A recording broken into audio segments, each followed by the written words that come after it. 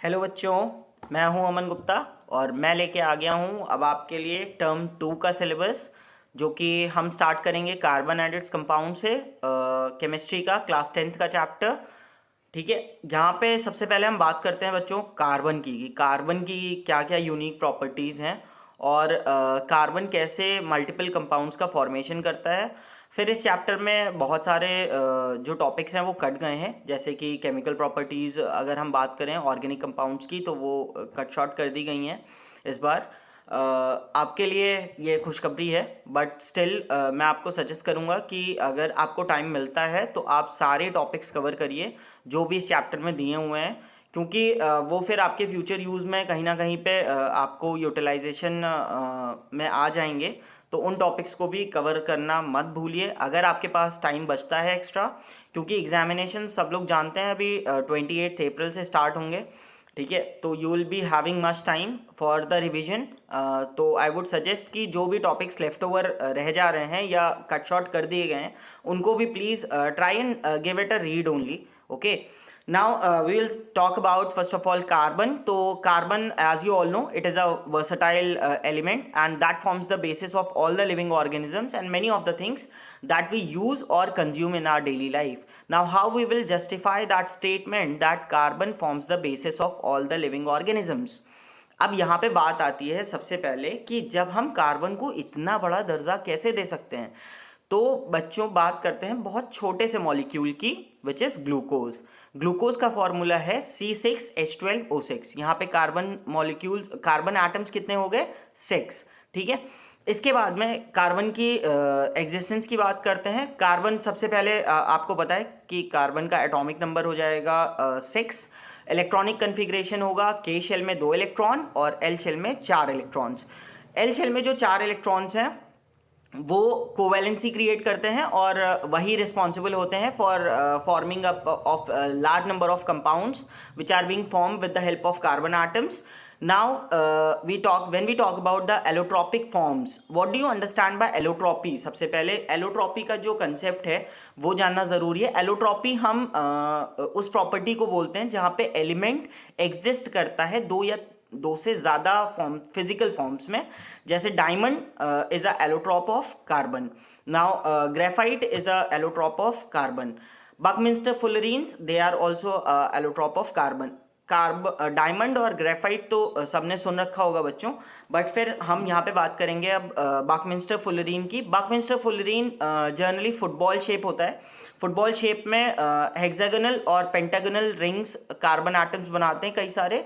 C60 बोला जाता है, means carbon atoms, 60 carbon atoms are involved in a particular molecule. Okay, now if you see the structure, okay, this structure हर एक end पे आप carbon atoms को रख सकते हैं। यहाँ पे आप देख रहे हैं ये पेंटागोनल रिंग हो गई, तो 1 carbon, 2 carbon, 3 carbon, 4 carbon and 5 carbon. अब यहाँ पे देखिए हेक्सागोनल फॉर्मेशन हो जाएगा आपका 1 2 3 4 5 एंड 6। इसी तरीके से कई सारी पेंटागोनल और हेक्सागोनल रिंग्स बना के और C60 का फॉर्मेशन होता है, which is also allotrope of carbon only. अब यहाँ पे हम बात करते हैं और क्या क्या यूनिक प्रॉपर्टीज हैं जो कार्बन को बहुत स्पेशल बनाती हैं। बच्चों आपको पता है कि हर इंडिविजुअल जो इस अर्थ पे है उन सब की कुछ ना कुछ यूनिक प्रॉपर्टी है। आप लोगों में भी कुछ ना कुछ यूनिकनेस होगी। Every individual is born with some unique property of itself. वैसे ही हम कार्बन की अगर हम बात करें तो कार्बन के अंदर भी कुछ यूनिक प्रॉपर्टीज हैं। अब वो यूनिक प्रॉपर्टीज क्या क्या हैं जो स्पेशल बनाती हैं कार्बन को? तो सबसे पहले पहली प्रॉपर्टी जो आती है वो है कैटेनेशन। कैटेनेशन अगर आप देखेंगे तो प्रीवियस ईयर में फ्रीक्वेंटली आज क्वेश्चंस में भी है, कई बार पूछा गया है बोर्ड के पेपर्स में। 1 मार्क्स में डिफाइन कैटेनेशन कई बार पूछा जाता है, या फिर इस तरीके से भी पूछा जा सकता है कि how do you define the versatile nature of carbon और what are the properties of carbon that are that makes the carbon atom so special. तो इस तरीके के क्वेश्चंस हैं। अब सबसे पहले हम बात करेंगे कैटेनेशन की। अगर तो कैटेनेशन को सिंपल टर्म्स में अगर बोला जाए तो कैटेनेशन को हम बोल सकते हैं self linking property of carbon. Self linking का बच्चों क्या मतलब है? एक कार्बन, दो कार्बन, तीन कार्बन, चार कार्बन, ऐसे करके कई सारे कार्बन्स आपस में लिंक करके और एक लॉन्ग चेन का फॉर्मेशन करते हैं, जिससे कई सारे ऑर्गेनिक कंपाउंड्स का फॉर्मेशन हो सकता है, ब्रांच फॉर्म में भी और स्ट्रेट चेन में भी। तो इस तरीके से कार्बन के पास में ये एक स्पेशल प्रॉपर्टी है जिसको हम नाम देते हैं कैटेनेशन का।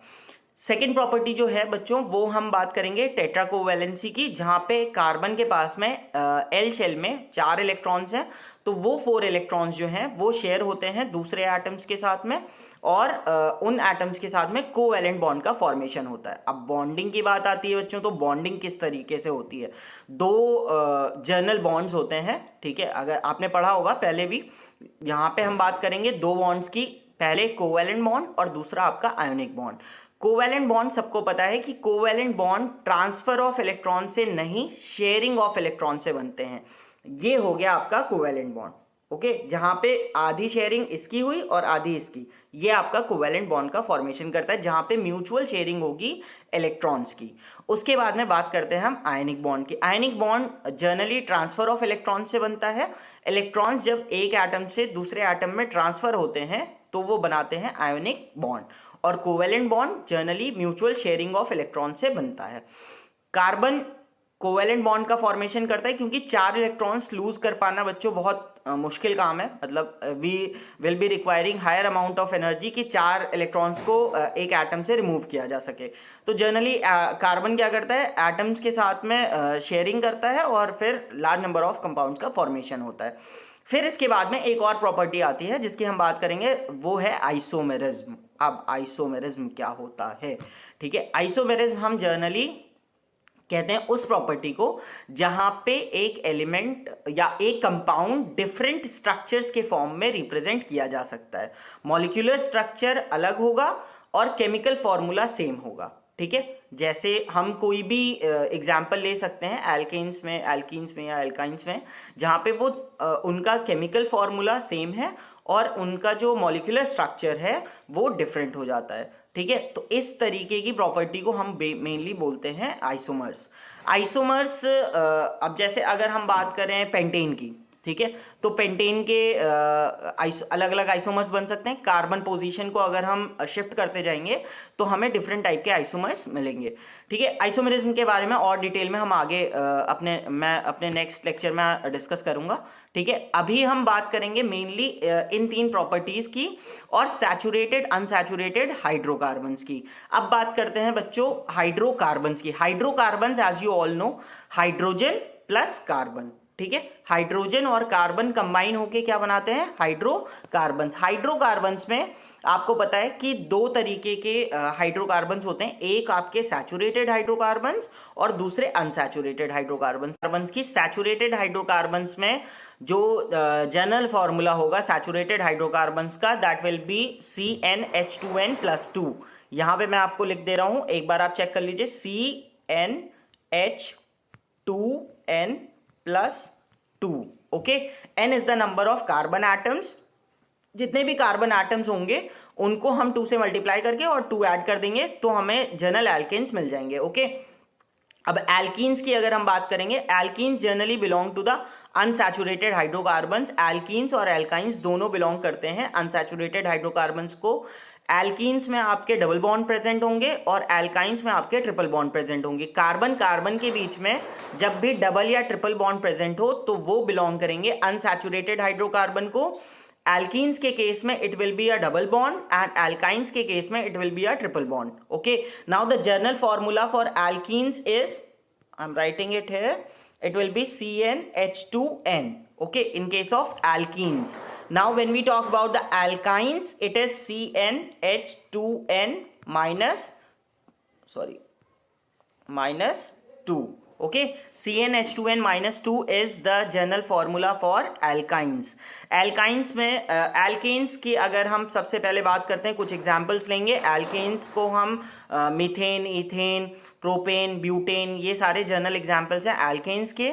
alkenes के केस में it will be ethene, propene, butene, alkynes के केस में ethyne, propyne, butyne. Okay, this is how we classify the hydrocarbons. In our next lecture, I'll be telling you more about the homologous series, isomers of different alkanes, which is there in the syllabus, and then we'll be heading towards the previous year questions. Okay, that's all for today. अगर आपको lecture पसंद आया हो तो kindly like it up, subscribe the channel and comment in the comment box. और आपकी कोई भी क्वेरीज हो आप उसको भी कमेंट बॉक्स में डाल सकते हैं, so that when I see it up I try to reply the answers. Thanks a lot everyone.